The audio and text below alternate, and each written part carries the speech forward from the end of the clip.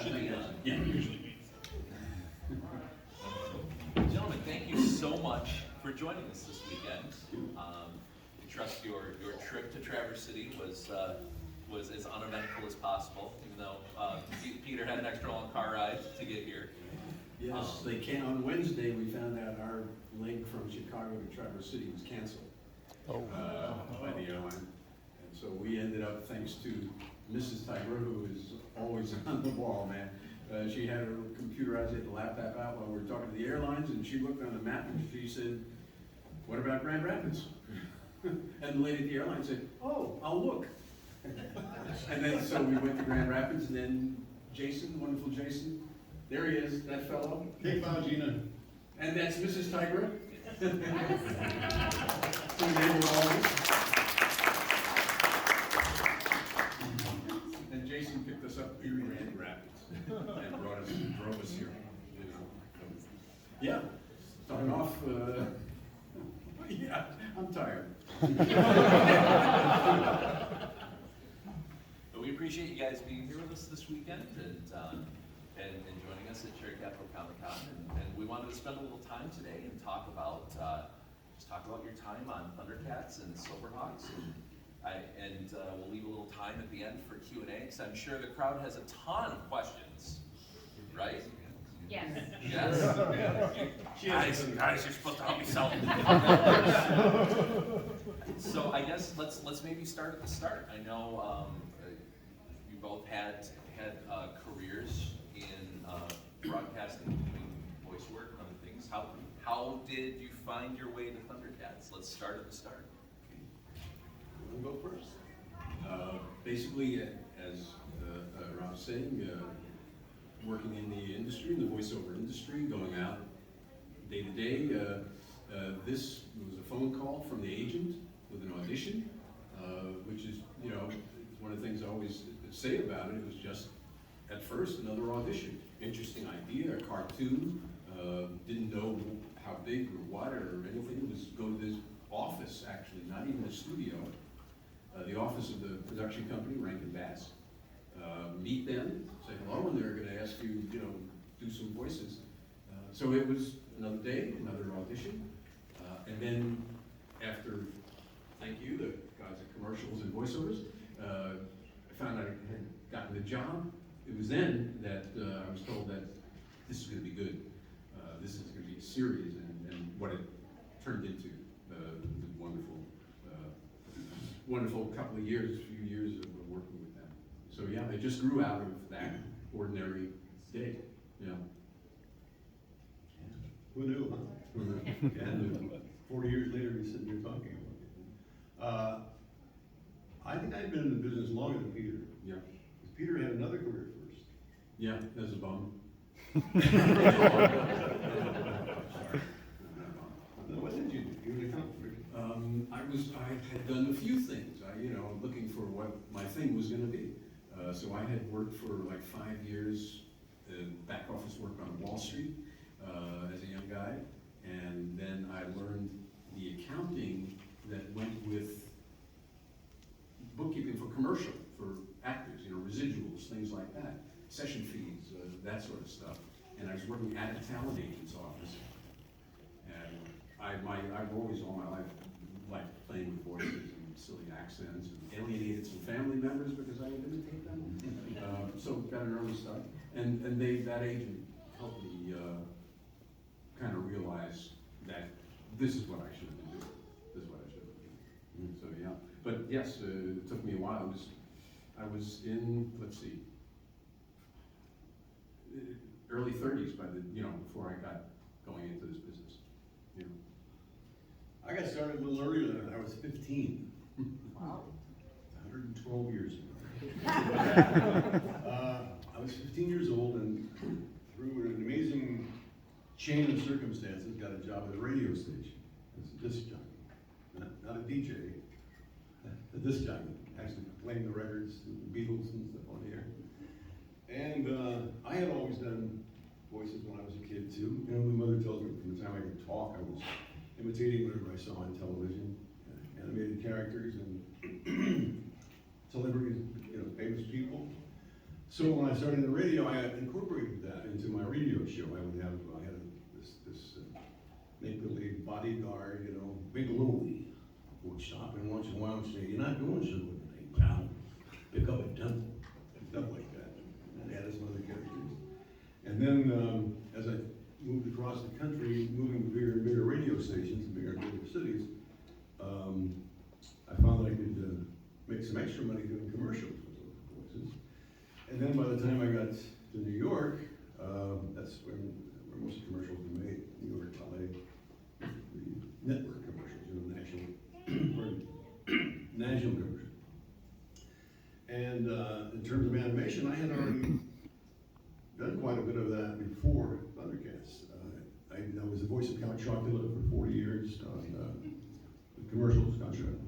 Count Chocula cereal is coming your way. How about a monster for breakfast today? I actually got to sing that in one commercial. Only one. And also for 39 years, I was the voice of Sonny, the Cocoa Puffs. You know, that guy. Up here I go, Cocoa for Cocoa Puffs. Yahoo! So I have been doing those for several years, and I had never done an animated series until, as Peter said, we had the same agent. Yeah. We have both that same agent. And I got the call, you know, tomorrow at noon you go to this place, and they're doing this new animated series, and so I got there and auditioned for it, and again, who knew? Yeah. Anybody else? What were your favorite memories or scenes that you've done in Thundercats? Actually, it's your turn.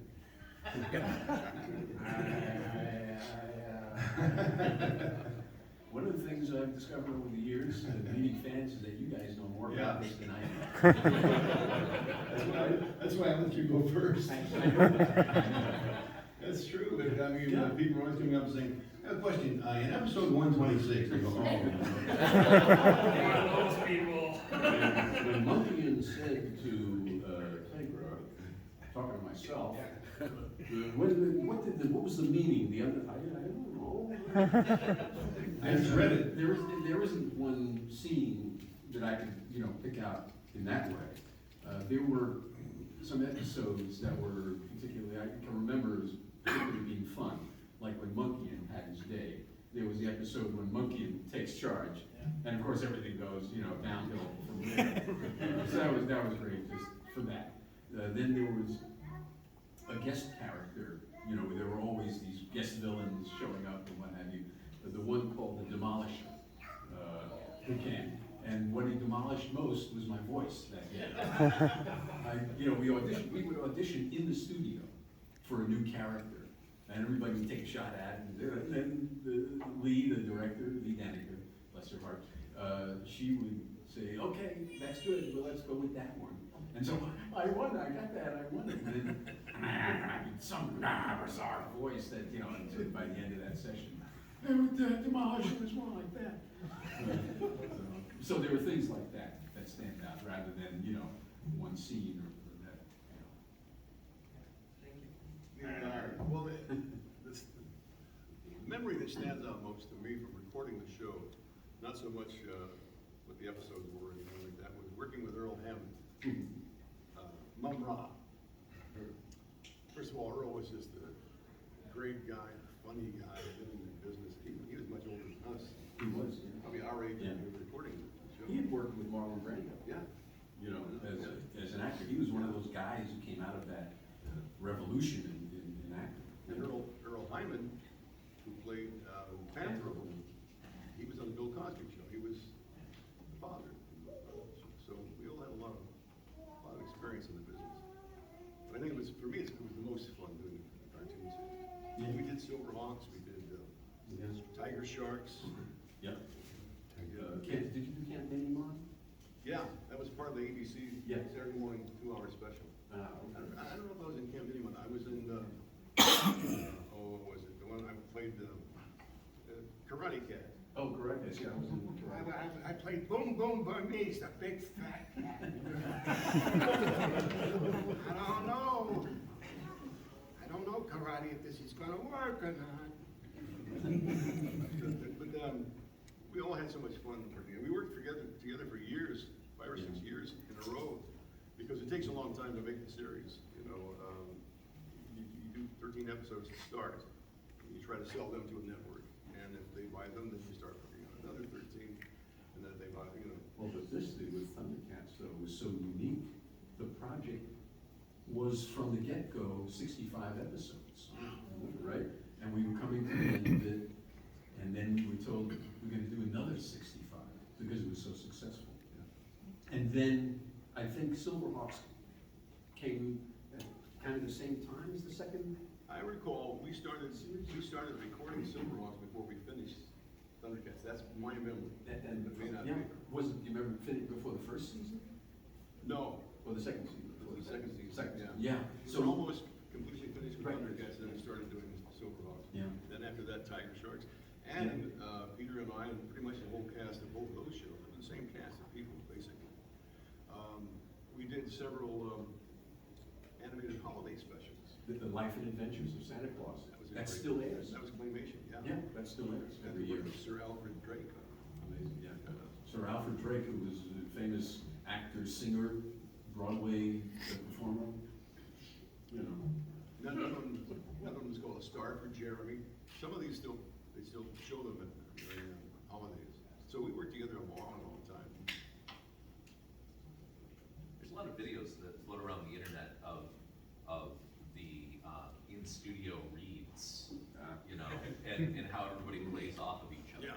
You know, can we maybe talk about that experience a little bit and how, because I think we were having a discussion the other night about how the industry has changed a little bit, that, you know, it's less about doing the read with everybody in the room and more about private, you know, time. So to talk about that experience and how it, you know, kind of helped you get into character and just what that dynamic was like. Yeah. Well, that's true. When we did Thundercats and all those series, we were together all the time. It was like radio, like working in radio Yeah. in a way. And everybody was in the studio the whole time, except with rare occasions when there was maybe one or two lines that one character they had to pick up and redo or something, then you might go in by yourself. But we were always all together. And back in those days, when we were doing commercials, if there were 5 or 6 people on a commercial, you would all be together. Today, as Rob said, you work by yourself most of the time, and I don't know why. Do you have any idea why they do that now? I can only imagine that maybe they think it's logistically easier for them. Maybe. Less expensive, maybe, less studio time somehow, I I don't know. don't know, but it's not nearly as fun, and I think, Yeah. I think, for me at least, I needed the reactions of my fellow actors. You play off the Yeah. energy of each Yeah, other. absolutely, yes. Sometimes think of a funnier way to do something with, you know, but when you're in there by yourself in that booth, and sometimes, even if there are 2 or 3 people on a commercial, I might be in New York by myself, and one of the other actors would be in LA, and maybe one in Chicago. We're all listening to each other. But why don't you have us all here together? I don't know why that is. But it was much more fun back then. Yeah, I mean, specifically what Larry was saying before about Mumra, about Earl Hammond. He would have to work himself up, you know, to be and that loud cackle and laugh and all. We would just be standing back in the studio watching him get red in the face, and you know, and that was just part of the joy of doing it. But you remember very well, I'm sure, why we stood way back. Because he was spraying. You know how Mumra, when he starts doing that thing, ancient spirits of evil, he builds him, transform, and Mumra on the screen starts drooling, all that. Earl did that. Not quite as bad, but he would go, in the middle of a sentence, he'd go, transform this decayed form into. We're all standing in the corner like, oh jeez. I think one day I brought in a piece of plastic, like a comedian. Gallagher. Oh, Gallagher. He was great. He was great guy. He was fun. Any other questions? So what characters did you guys play, like on Silverhawks and on Tiger-Sharks? What characters did you play? Do you remember? You were on Tiger-Sharks? Yeah. Yeah. I was Dolph. Guess what he was? Half man and half what?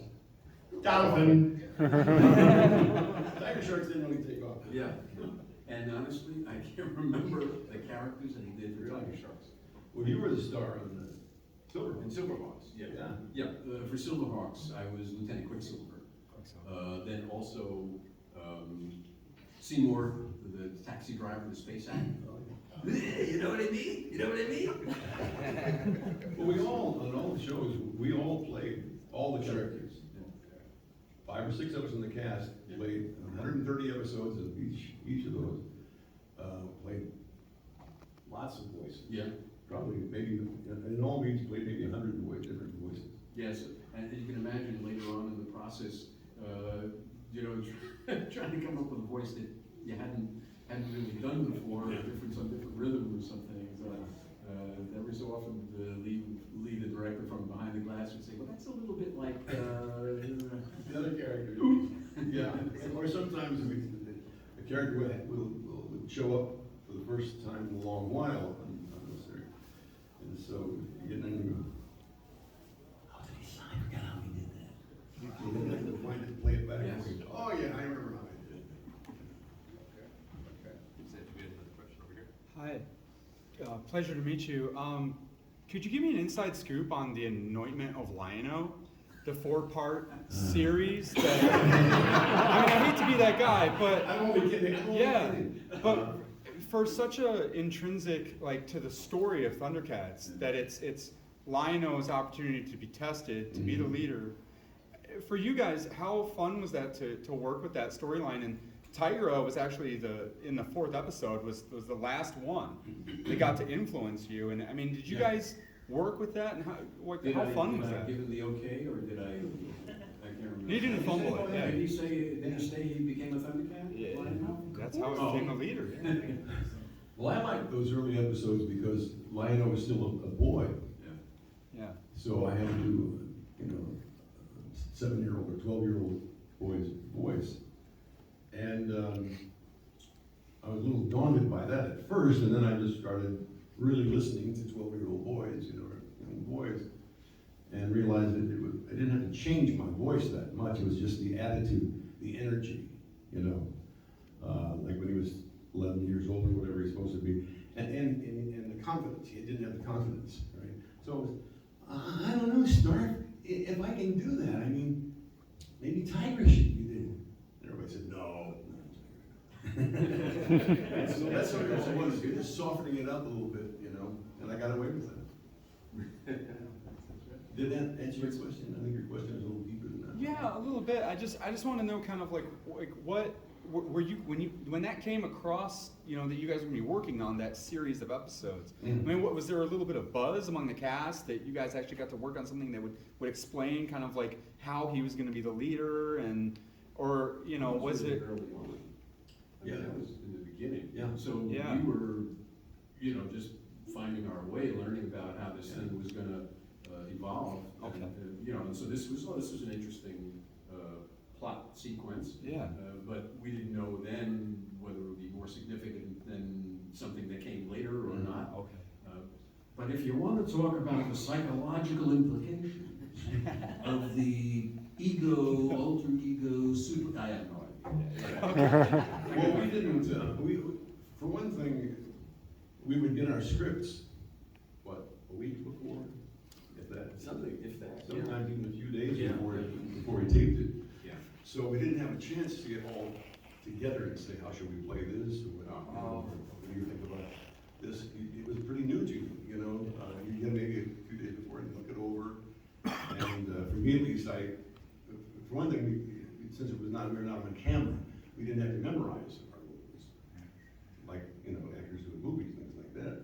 It was, you just read it off the page, but you want to be a little familiar with it. So they give it to you a few days early. And for me, I would glance at it once, and then glance at it again a little slower, and that was it, because I wanted to be fresh when I got in the studio. Sometimes if you're too familiar with, at least for me, with the material, it takes away from the enthusiasm, of the character. Yeah, interesting, just because it's just about acting, really, it's just an acting thing, and different actors have different approaches to the work. I like to look at the script a bit more, I needed to make, sometimes, certainly in scripts where you're playing more than one character, which was typical, I had to make marks on the page, so I'd have a visual cue before I start reading the line that there's gonna be a change, you know, whether it's highlighting the name of the character or making this one circles before the speech and this one X's before the speech, something like that. But I just like to look at it more. I enjoyed trying to make some decisions, you know, about how this character would be in that scene. Sometimes it worked fine, sometimes Lee from behind the glass would say, yeah, that's gonna be fine. Which meant, we're gonna do it again. Yeah, you go. Which meant that's not what I want at all. Okay, yeah, that was good. And you said, okay, Now good, let's good. see if we can, yeah. This is an interesting thread to tug on in terms of how the story lays out for the episodes, because they greenlight the seasons, right? Like you said, they greenlit the first 65 episodes, and then there's, you know, another batch when they come. I would imagine, and I just thought of this here, you know, with your question, that I would imagine when you guys get your scripts, you're not necessarily aware of what order things are airing in. Is that a correct assumption? You know, all the scripts, the 65 scripts? Well, yeah, like when they greenlight a season like that, I assume you're getting a script at a time, but is there kind of a story order you're given as you go, or is it just here read? It varied. From our perspective, it varied because like with the anointments, that was a sequence of events, you know. But for others, it almost wouldn't have mattered unless there was some element in the story that had happened before and you had to just, you know, respect that. But that was, I'm sorry, when that did happen, I recall Lee saying, okay guys, now, if you recall 4 or 5 episodes ago, yeah. this was the attitude we were all in. And then that we reminded. Yeah, and the scripts were numbered, and they were done in a sequence. So that I think was just part of the production process. As scripts were written and approved, it was in a sequence. I'm guessing to some extent they must have had some kind of synopsis of the season of what things overall were going to happen, and then the writers would create the full-blown script. And then, by the way, we also had a psychologist attached to the project, Robert Cusis, I think was the name, and he would go through every script to ensure that what we were presenting, because remember, one of the things is at the end, the summation of you know, right versus wrong, what we learned, you know, through the episode, and that was to create these positive messages, to, you know, as a kind of a, I don't know if teaching is quite, or just set a positive example. So that was professional. That was done quite seriously. Because they certainly couldn't leave it to us to figure out what to do. You might recall that at the time Thundercats started, there was quite an uproar about content of children's television. And there was a group even that got started that you know, protested too much violence in some of these cartoon shows. And Thundercats, from my understanding, talking to people, not in the cast, but in the suits, that Thundercats was conceived with that in mind to you know, try to change the direction of animation for children into a more positive. That's why the truth, justice, honor, loyalty. That's why the Thundercats never started a fight. It would rather talk about Ron everybody out of a fight, show them why it was wrong, and then if they didn't work, then we kicked their ass. As all good superheroes do. Yeah, it's our job. Yeah, do you have a question? Yeah, I was just curious to both of you. You guys have had very long storied careers. If you had to pick an absolute favorite character you've played, even if it's not a Thundercat, who would it have been? Larry? Do you mean ones that we did play, or? Yeah, like over the many years of your career. Well, Lion-O, I have to say, is my favorite character because it's the most well-known, and, you know, what I'm most known for, and by the people, I think. And, but just for sheer fun, I think Sonny goes because any actor will tell you that they love to do characters that are either way out there in terms of nutcase, you know, and he was cuckoo, so or a villain. Actors love to play villains, right? Because you get to really chew the scenery, as we call it, and just overact. You know, just be so, you know, like with your monkey in it. Yeah. You got to just really let go with it. You Yeah. know? That was the whole point, yeah. Yeah. Always, generally speaking, if there was any consistent direction, it was make it bigger. Mhm. It was never take it down a little, Yeah. make it bigger. So yes, that's true. Yeah. A character.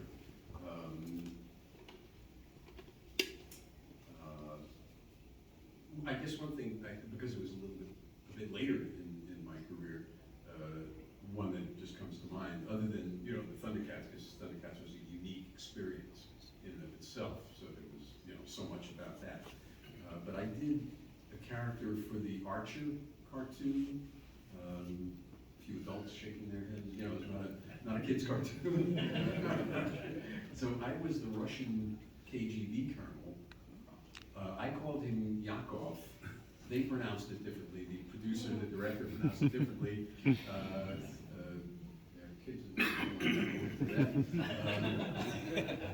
but he was the villain and possibly Archer's father. They never resolved that before they sadly blew my character to smithereens.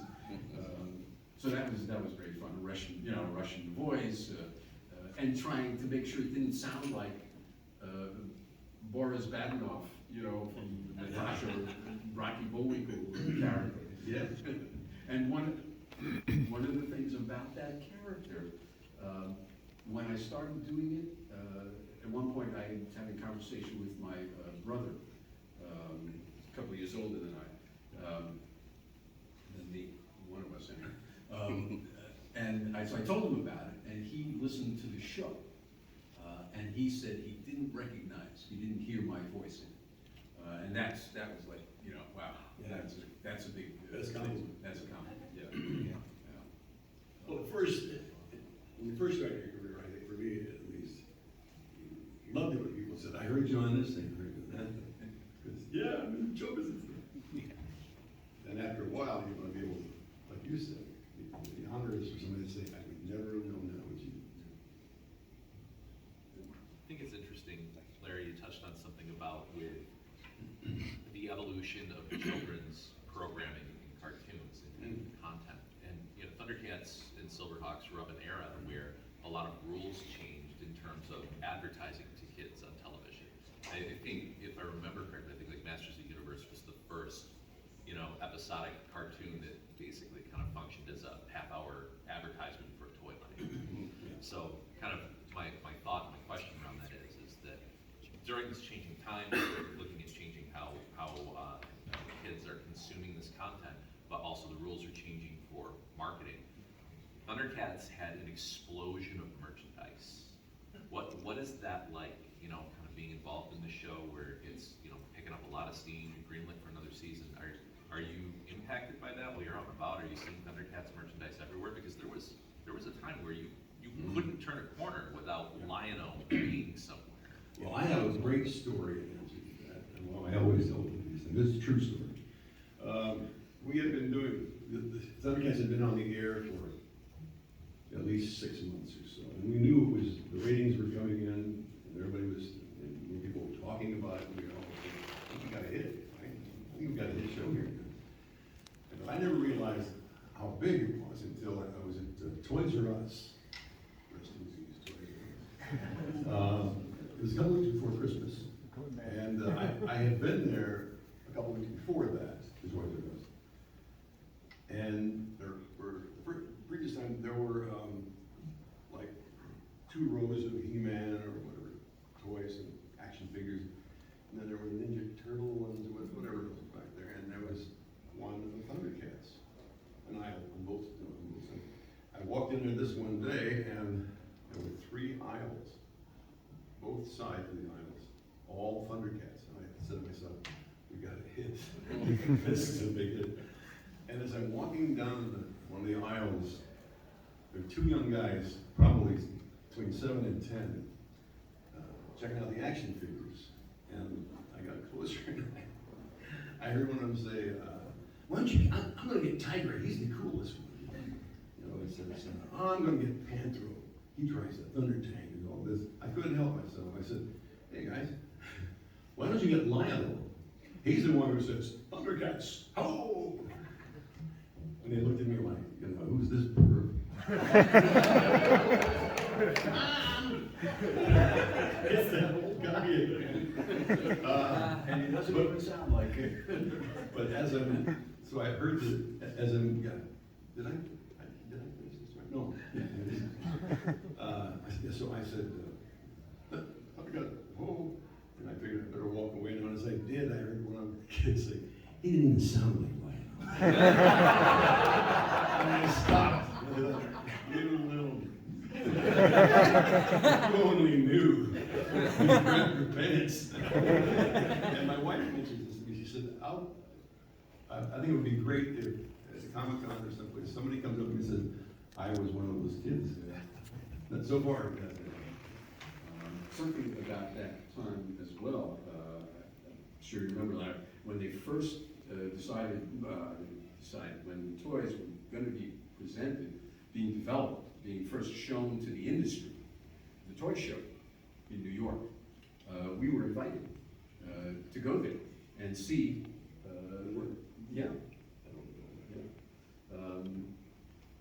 and we went and we saw it. Well, I don't know, maybe you were available. You were there. I can't. This is talking about Toy Fair. Toy Fair, yeah. huge toy show. Yeah, where they show to the industry, you know, what's coming, what's going to be sold the next season or whatever. And so we got to go and see these new Thundercat figures, and that was a kick. That was, you know, wow. Certainly for me, I mean, as I say, I came relatively late to the business, and this was relatively early in my career. So everything about it was, you know, fantastic. If I could stop you when, you know, time or whatever.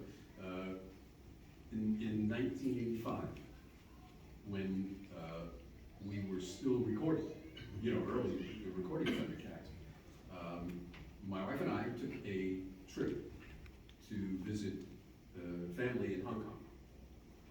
Big trip, great, wow. And as a side trip, we decided to go to Japan. And at that time, the animation was being done by a production company in Japan who had subcontracted to South Korea to do the cells, the animation cells, but the production center was in Japan. And so we arranged beforehand to go and meet the people who were doing this in Japan. So we went, took a trip, went to Japan, went to this city outside of Tokyo, a city called Kichijoji. Met Masaki Izuka, who was the guy who was in charge of the company.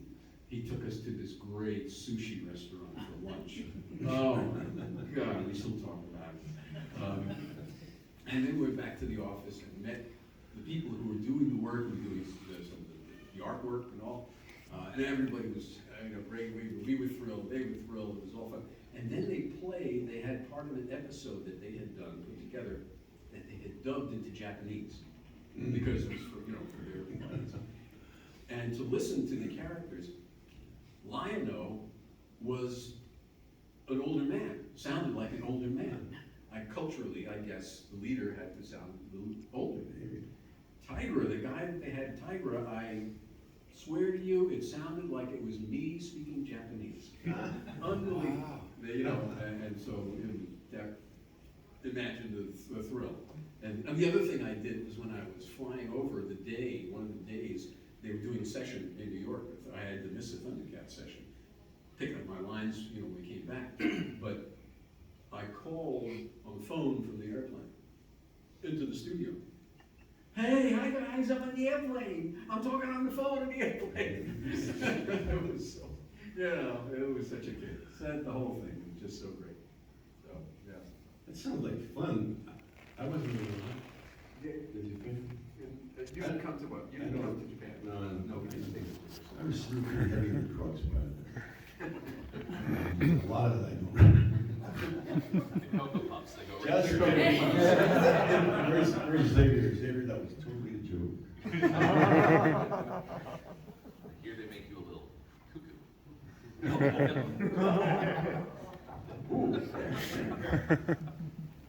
Got another question?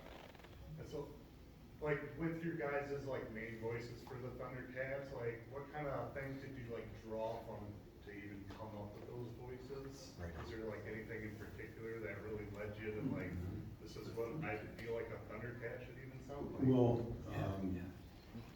first of all, we were told at the audition that the Thundercats, they didn't want cartoon voices for Thundercats, because they were, after all, half human. So they didn't want cartoony type voices, they wanted our real voices with whatever effect you might put on them. You know. For the mutants, we were allowed to, and encouraged, you know. So I won the role of Jackalman as well as Lion-O. And so I started thinking, what I know about jackals. What do you think I know about a jackal? They're kind of like a wolf, I think. They're very, very sneaky and sly, or at least that's the way they're portrayed.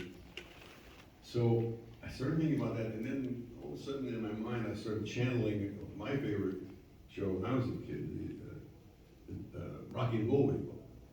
You anybody remember old enough to remember Rocky and Bullwinkle? There's a character on there called Snidely Whiplash. He was the ultimate villain, wore a black top hat and a black cape, and had a mustache like this, and he was always going, I'm going to get you now and tie you to the railroad track. So I thought, Jackalman, and that's pretty much where I got the Jackalman. I'm going to get you, Lion-O. That's where I got that. For the characters, certainly the main characters that I did, there weren't any, archetypes, thinking back, the great actors, Bela Lugosi, Laurie, most people probably don't even know those characters, any of those people, those actors anymore. But because the main characters were, as Larry said, they had to be humans, but certain type, like Tygra being the adult, serious superhero type, and Monkian. What would an ape? How would an ape speak? And given the noises, the sounds that apes make, anyway, that was where it started. And then there's Monkian. Wilykat. Well, just a boy, and a boy who always gets blamed for everything. It's not my fault. I didn't do it. I didn't start the trouble. I was just having fun. So, just a kid. And I'm sure there might have been some characters that reaching for a sound maybe, but it wasn't that kind of cartoon in that way, as Larry explained. That you didn't, we want a zany, kooky, it wasn't really that. I think there were, in the Camp Minimon. Does anybody remember Camp Minimon? That little stretch of, It was part of a Saturday morning ABC series called something cartoon. something cartoon. That's good, Larry. Well, See what I have coming up with? I can't remember the name of it. Right. It Four wasn't- shows, 4 half-hour shows. Right, it wasn't a standalone, and there were fewer episodes, like 13 or something like that, Mhm. maybe 26, I don't remember. And that. I'm sorry, comic strip. Comics. It's called comic strip. Good one. Yeah. But And I that. think cartoon show would have been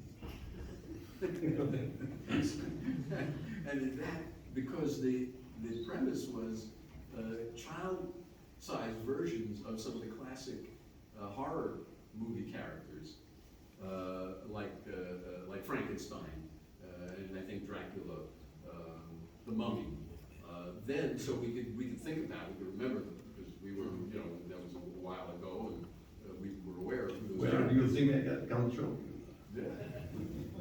And so I was the voice of the Camp administrator who only appeared in silhouette at the microphone announcing the activities of the day. And so when I'm looking, there was an actor, I can't think of his name now. His last name was either Pangborn or, right? Robert Pangborn. I think so. Yes. Ooh. Yes. Hello, campus. Today we're going to have great fun. You know, so I remembered that character.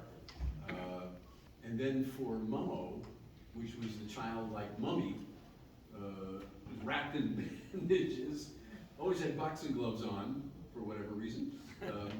And for him, I reached to back to the Dead End Kids. Leo Gorsey's character, Slip. I think it was Slip. Yeah. Yeah, he was a Brooklyn kid, Brooklyn guy, he talked something like that. Yeah, so I made Momo, that kind of kid, yeah, with the boxing gloves, he was always, I'm gonna mobilize him, yeah, sure.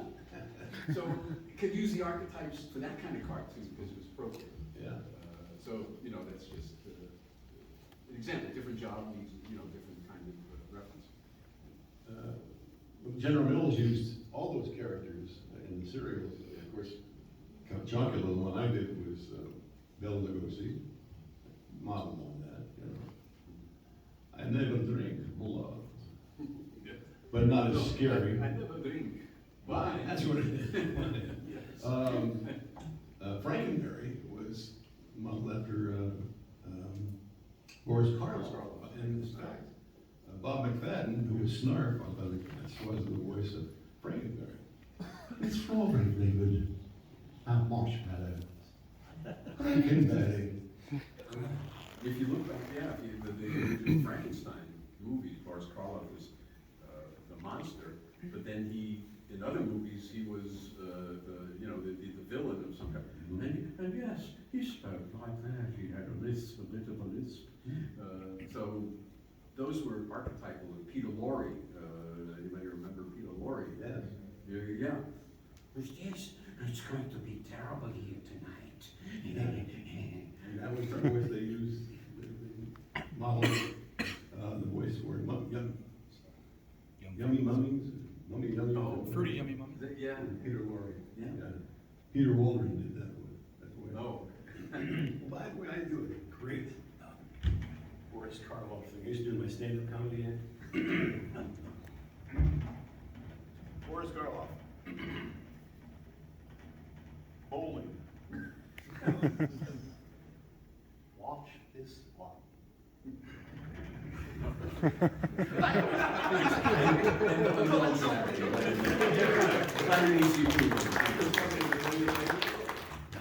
did it for me. I think we've got time for one or two more questions from the crowd. We got one over here. Yeah, I didn't notice it as a kid, but as an adult, when I watched Thundercats, I rewatched it, it seemed like all the voice actors were talking a little bit slow and sort of spacing their words out. I was wondering if that was like part of the animation process, if there's a reason for that, if I'm just imagining it. Well, I remember, actually it came as a surprise to me when I first watched the initial 2 hours. The intro was an hour long or a 2 hour special? Exodus, yeah. And I saw Tygra, the finished product. I think to myself, wow, speaking a little slow. But he was that kind of guy, that kind of deliberate, and I imagine if the director had felt that he was speaking too slowly, she would have said something. And so part of it was, I guess, character, a choice for the character. Part of it also was because there were sometimes lots of sound effects and things, and you wanted the characters to be understood, heard, the dialogue to be heard and understood, even in the action scenes and the fights and the what have you. So I think it was partly reflecting of that. I think so too, and keeping in mind the target audience. Yeah, kids. Young children. Yeah. So, you had to make sure. That was the you problem. understand You started as everything an that's going on. adult. Listen. That's what I know. As a kid, I just Yeah.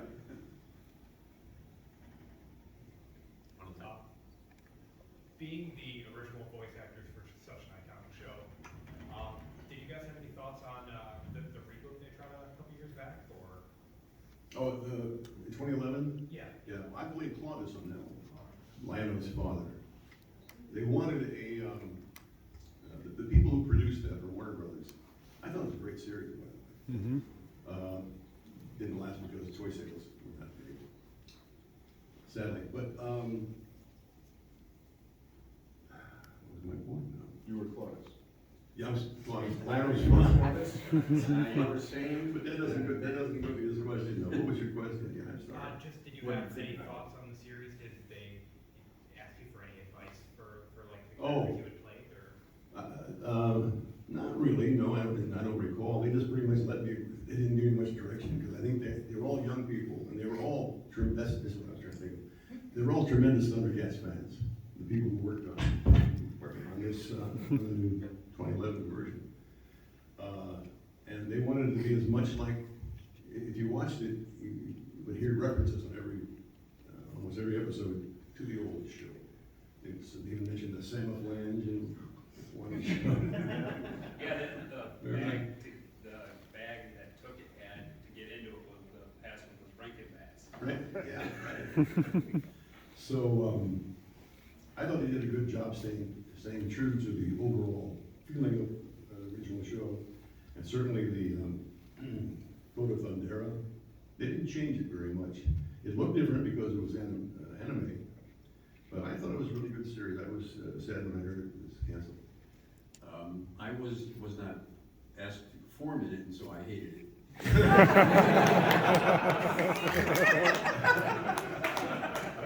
No, actually, I never saw it. I did see some character descriptions of it, somehow, and we met some of at one of the conventions, we met the actors who were doing the new version, the new voices. And so I met the guy who was doing Tygra, a great young guy, talented actor, good for him. But one of the things I noted was that the Wily Kid and Wily Cat were like street urchins in this thing. You know, stealing to get by, doing whatever it took to get by. I said, well, that's a different take than on those two naive, cute little troublemakers in the original. And was it Lion-O and Tygra were cousins or something? Brothers. Mm-hmm. Brothers. Who knew? The new ones, yeah. Who knew? Brother. I remember, Mom never told me. I remember at the recording session, and the first time it was mentioned that Lion-O and Tygra were brothers. Yeah. I said, whoa! Why didn't I know this? Well, from a different mother, I think. That's funny, yeah. So that was my experience of it, was just that indirect experience. I thought it was interesting, and certainly wish them luck. And my understanding too is that the toy industry didn't back it in the same way as the original. There are sign of the times, I guess. Yeah, there are going to be lots of reasons why a show doesn't make it. I mean, you might have the best, great actors, great writing, great music. All I think, which were part of the Thundercats, the music was fantastic, the writing was great, animation, of course. But if the network doesn't promote it very well, or puts it on in a rotten time slot, Or at least moving a show around, as this happened with yeah. shows as well. Nobody has mentioned or asked a question about the latest Thundercats Roar. incarnation. Is there another one? Yeah. Uh-huh. Thundercats Roar. I played Jaga on that, and I signed the contract before I saw it. I'm sorry. Yeah. Well, it was done in there's this new anime now that's just those little squiggly lines and very little background, and it's very cheap. And I did like 5 or 6 episodes, and it just completely disappeared. Oh, I got so much flack on the internet for that. Well, I wasn't hired for it, so I hated that too.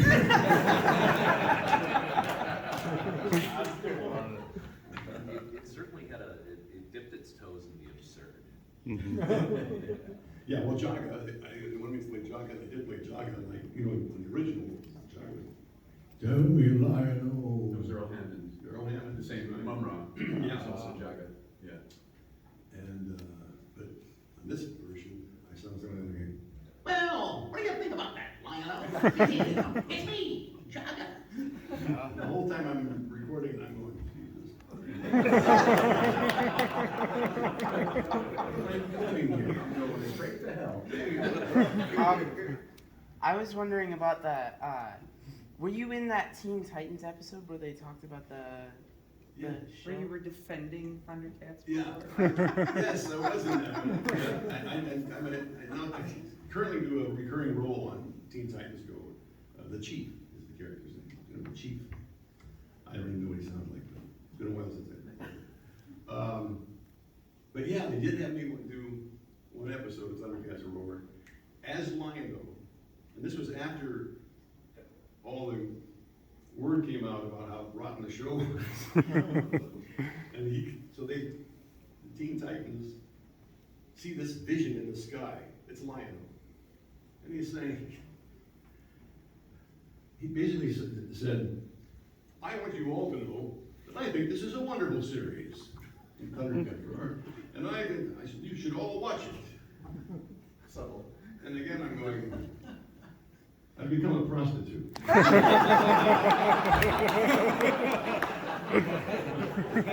Pays pretty well.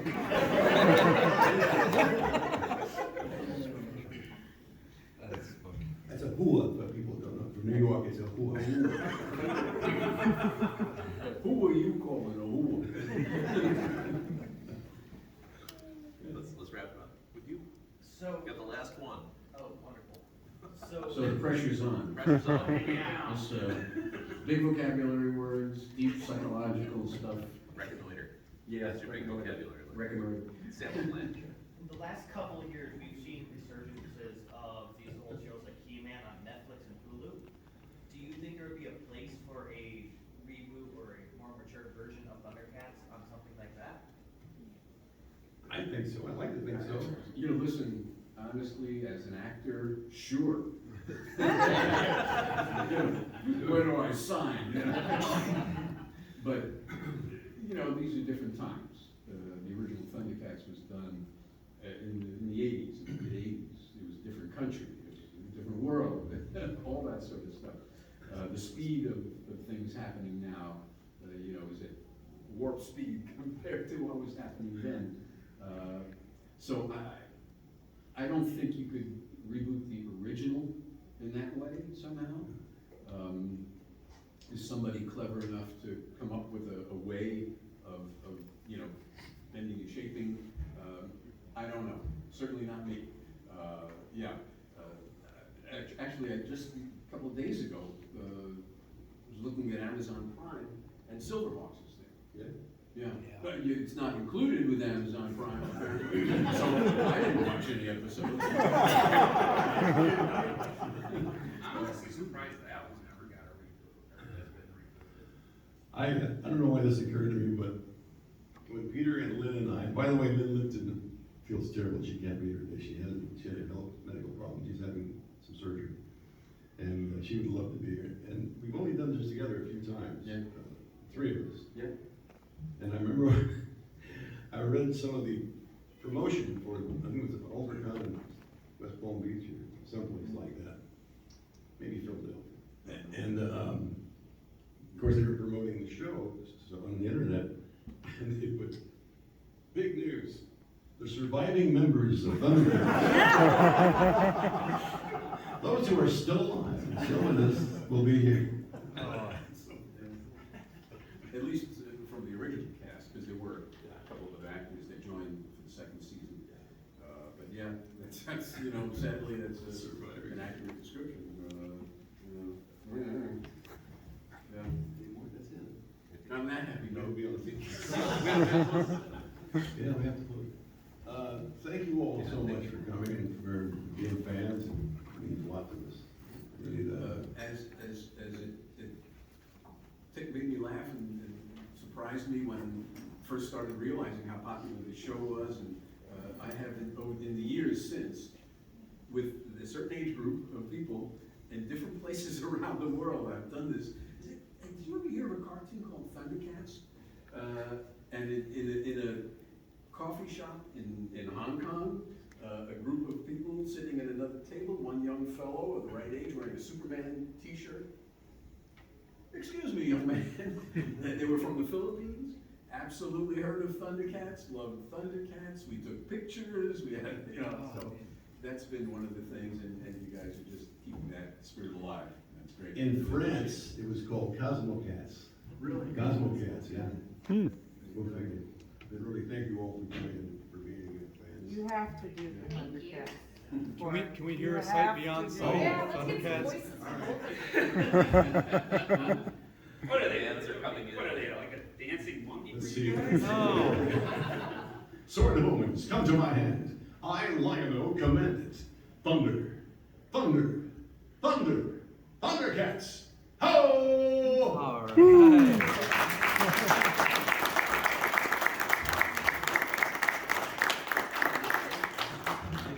Thank you all for coming. Thank you. I hated that. Yes. Thank you so much. Thank you.